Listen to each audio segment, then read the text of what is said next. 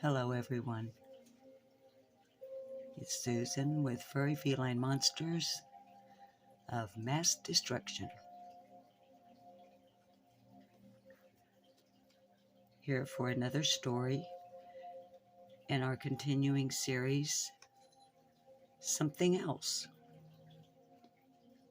because it is.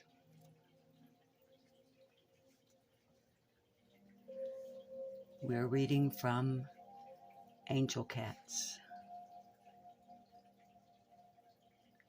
Divine Messengers of Comfort,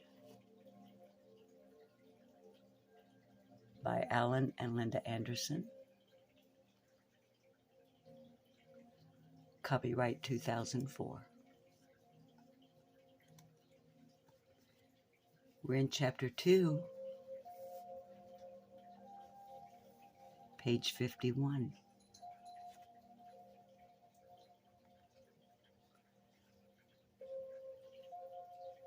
Tonight's story is titled The Kinky Cat Who Chose Me.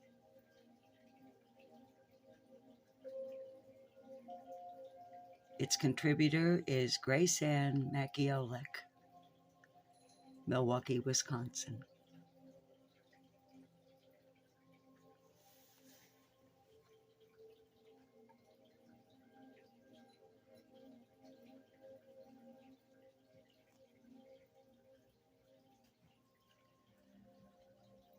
By the time I turned 17, I had wanted my own cat for a long time.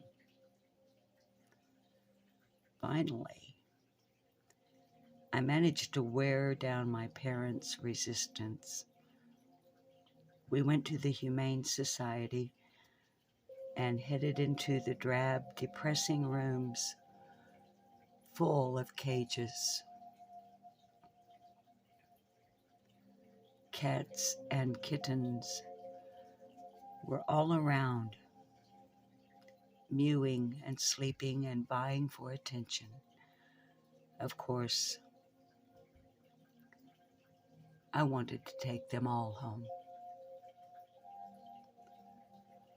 My mother was looking at a litter of Persian kittens who were barely 8 weeks old, and I was watching her coo to them when I felt something tap me on the shoulder.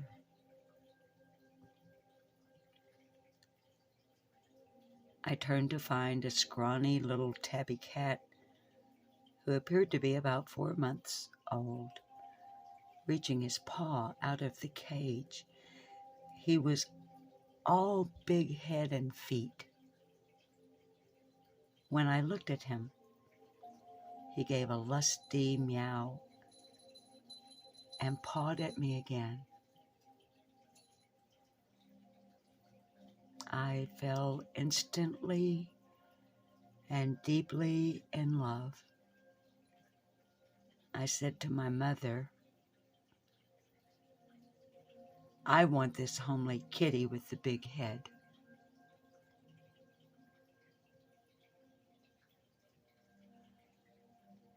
As I inspected him further, I realized that this kitty had a crooked tail. It appeared to have been slammed in a door. This imperfection only made me love him more. He was all alone in the world, just like I felt at the time, and we had found each other. I had been terribly lonely and often felt depressed. My high school sweetheart had recently dumped me unceremoniously on my birthday. I was by far the youngest child in my family, and there was nobody close to my age to confide in.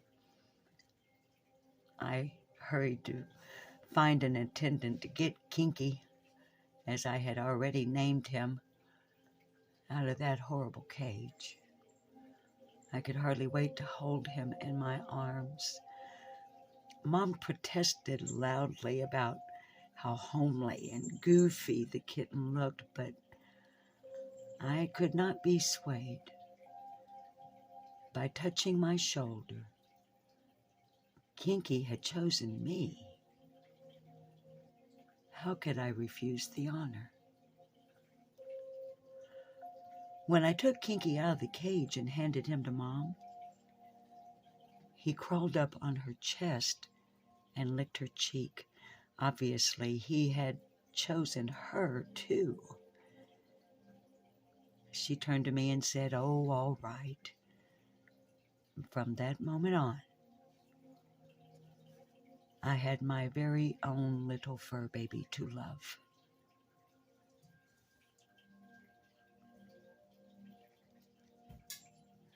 Kinky grew into a beautiful, healthy, substantial cat and an irrepressible lap fungus.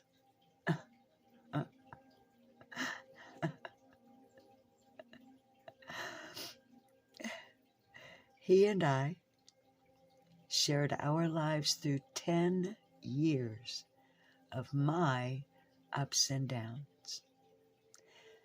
Kinky was there for me no matter what was going on. Divorce, illness, even the death of loved ones. I could always count on Kinky to comfort me.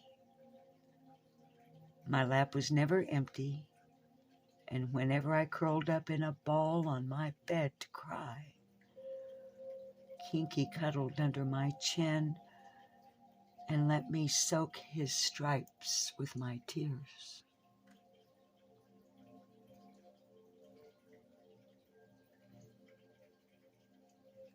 His purr was like a lullaby to me, and he was always willing to share it.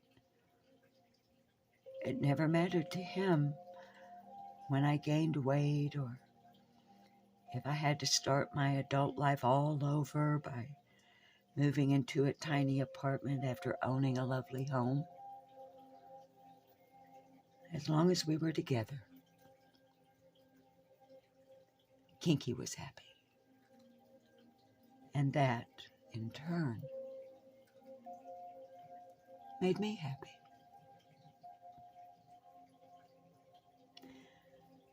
In the summer of 1995,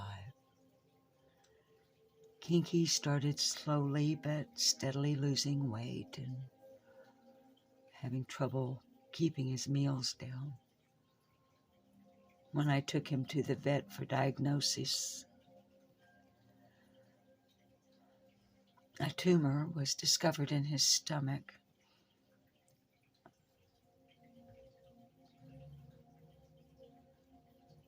During exploratory surgery, my vet found that my little Kinky's body was riddled with cancer and that he must have been hurting for quite some time prior to the outward appearance of his symptoms.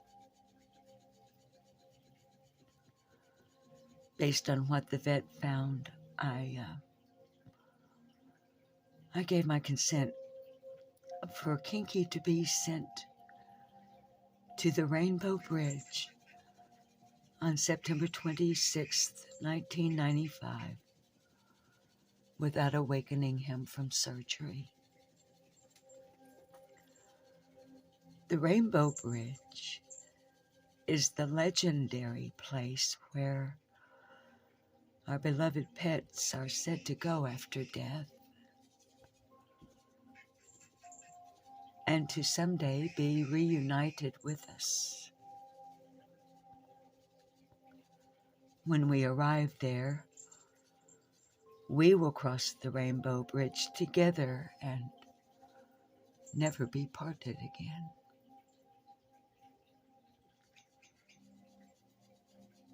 When I lost Kinky, it hurt me more than I can describe. how do you soothe your grief when a cat chose you and the chooser goes ahead to wait for you? I am comforted to know that Kinky is no longer in pain, but every day I miss him terribly.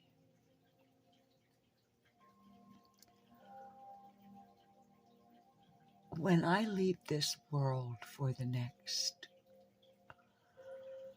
I hope to hear Saint Peter say, "Your mother has been waiting for you, Grace,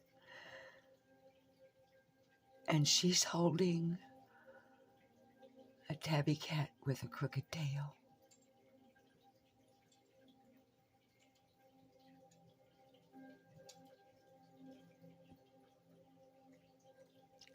Meditation. Has a cat helped you overcome loneliness? What did the cat do to let you know that you had not been abandoned?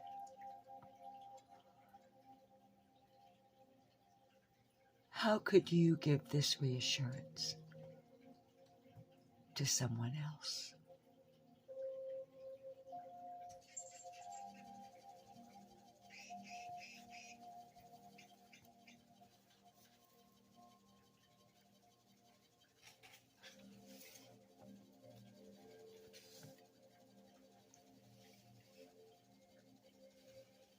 Thank you all for being here. As usual, I would like to thank my sound effects crew, tonight known as Sir Arthur Wells, a ginger tabby, about 10 months old, playing with his toy floppy fish. And I'd also like to thank every single one of you for being here and for your continued love and support.